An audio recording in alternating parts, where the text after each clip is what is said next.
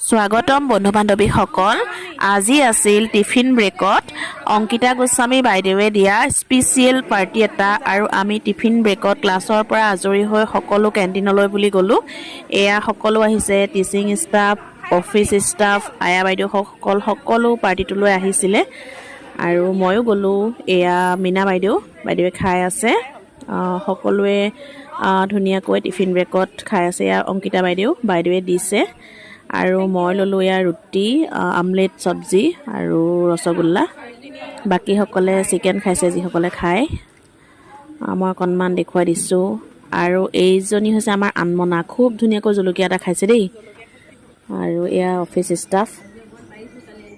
ইমান ধুনীয়া পাৰ্টিটোৰ বাবে অংকিতা গোস্বামী বাইদেউ আৰু দীপাংকৰ ছাৰক অশেষ ধন্যবাদ জ্ঞাপন কৰিলোঁ আজিলৈ ইমানেই নতুন এটা ভিডিঅ'ত আপোনালোকক পুনৰ লগ পাম বাই বাই